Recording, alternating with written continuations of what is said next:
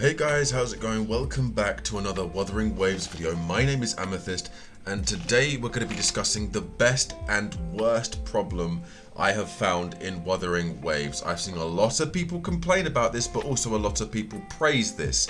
I'm sort of in the middle, and I'm going to discuss what I mean by that. So the biggest, best and worst problem in Wuthering Waves is this. The 5 stars do not feel like 5 stars. Now, this is based on information I've seen and heard. This is subject to change, so please bear that in mind as we talk and converse as this video goes on. So, I've been told by a few people and seen a few people say that 5 stars do not feel like 5 stars. And what I mean by that is, essentially, a lot of the 4 stars in Wuthering Waves are just as good, if not better, when C6'd in Wuthering Waves. So, for instance, Dun Jin. Dun Jin is a 4-star character that sacrifices HP for damage and attack. The lower HP, the more damage she deals, right? The problem is, when she's at her lowest she can be in HP, the damage she's dishing out, her buffs that she gives herself, are outclassing a lot of the 5 stars in the game. Look at Jian. Look at Jian. Jian's a very hyped character. He looks absolutely cool. Summer's a green dragon. Aesthetically looks absolutely... chef's kiss. Problem is, a lot of people are saying that his damage isn't 5-star worthy, and that a lot of the 4-star damage dealers slash sub DPSs that are 4 stars are dishing out just as much, if not more damage than Jian when you build them properly. This is, for some people, a bad problem, and for some people, a good problem. Because the thing is, I can see where the people that are saying it's a bad problem are coming from. Because if you want a 5-star, you want a 5-star to hit like an absolute truck. You want them to feel like they're going to hit someone and they're going to absolutely shatter them to pieces. And then when you get a 4-star that can do the exact same thing, if not better, for argument's sake, then I understand why people are saying, well, hang on a minute, then what's the point in summoning for a 5-star if a 4-star can do it but better, you know? Also, at the same time, the flip side to it is, if you are wanting to summon for a 5-star like Jian, or you want to summon for Calcaro, or you want to summon for Yinlin, but you're unable to, summon that character, these limited 5 stars, or obviously Calcaro is in the 5-star selector, so ignore Calcaro. But if you want these premium 5 stars and are unable to win the 50-50, but you get a 4-star that is just as powerful, just as usable, if not in some arguments, in some arguments are better than the 5-star, isn't that also a good thing? It's like a double-edged sword. Realistically, you want the 5-star because he looks really cool and the animations look amazing and you really want him on your team to showcase him and show off what you got. But if you're summoning for meta and for better characters, which I don't think you should anyway, I mean, just have fun with the characters you have, then surely if the 4 stars are just as good, if not better than the 5 stars you're summoning for, it's still a win. It's still a win, right? I've seen a few people say the only 5-star upon launch that feels like a proper 5-star is Calcaro and Yinlin. Apparently Jian looks really, really cool. His animations are cool.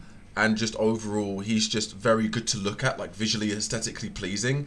Apparently, his actual damage and what he can actually do, his kit, can be underwhelming. Now, bearing in mind, I heard a few people say this over the past few weeks, and they probably might buff and nerf a few characters upon launch. It's most likely the case on what's going to be happening.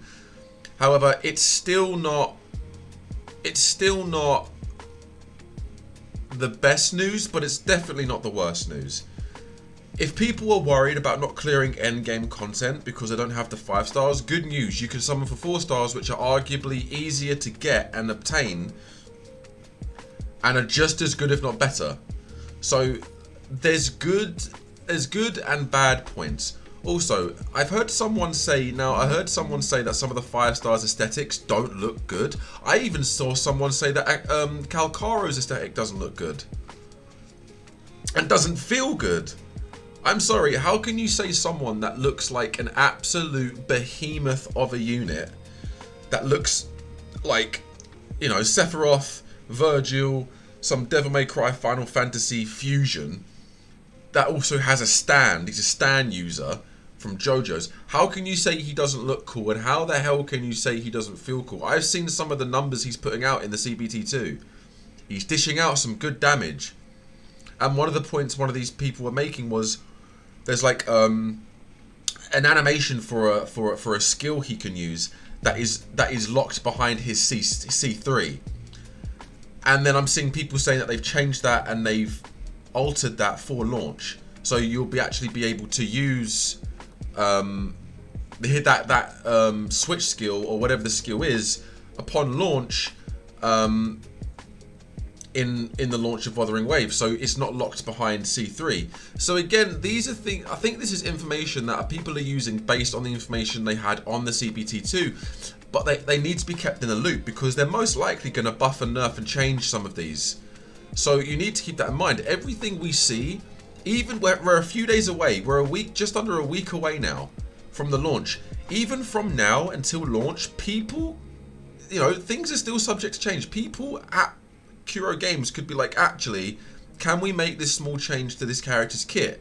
Can we change this animation so it's not locked behind C3 and people have it upon launch? These things, even now, can still happen. And I think that's where some people do get a little bit confused, because I completely get it. I completely get it. It's the best and worst problem to have in Wuthering Waves. I think it's amazing. I think the fact that 4 stars are dishing out the damage they're dishing out is great, because then 4 stars won't be irrelevant. I think aesthetically, each and every character, or most of, I'd say 90% of the characters in the launching roster are better looking than most of the characters in Genshin Impact. That's my honest opinions. I think the female characters in Genshin Impact are still a little bit better designed, but the male standpoint, males, you can't compare Jian and Zhao together, because Jian looks way cooler. In my opinion, I think Jian looks way cooler than Zhao. People make that comparison all the time. You know? I think Calcaro is one of the best looking 5-star units I've seen in a lot of gacha games. Some people disagree with me, but I'd like to see the comparison. The point I'm trying to make is this is the best and worst problem. Best case, best problem, 4 stars are definitely usable, and 4 stars can keep up with 5 stars in this game.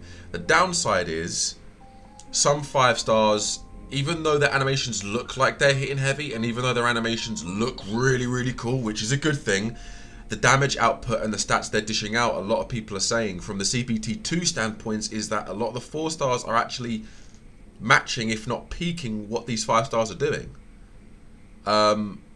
So it's up for debate, really. And like I said, CPT2 was February. We're now in May. We're now at the end of May going into June. So a lot of changes have been made since the CPT2. So if these changes aren't made, and a lot of the people's problems with the 4 stars being more powerful, if not rivaling 5-star power in the launch of Wuthering Waves, I can kind of understand.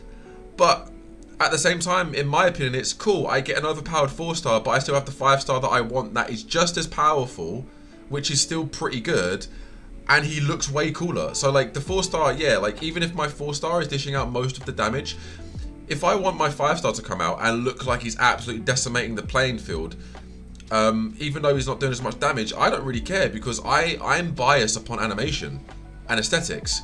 I don't care about meta. I don't care if a 5-star is terrible. If the animations are absolutely amazing and his aesthetics look so visually pleasing, I don't really care about meta. As long as I can get through the content, even if it's a little bit difficult, as long as I can get through the content and not be stuck there for weeks to months on end, I don't really care. You know? I don't really care. As long as he's usable and as long as you can clear the concept with these characters, I don't care. But I can understand where these arguments are coming from. If you guys know if you guys agree or disagree with my points, definitely communicate down below in the comments. I love talking to you guys. A lot of you guys are very passionate about this game, as am I. So I'm interested to hear your points. What do you guys think of that of the problems in Wuthering Waves, specifically the 4-star and 5-star problem? Do you think it's a problem that some 4-stars are peaking or rivaling 5-star power?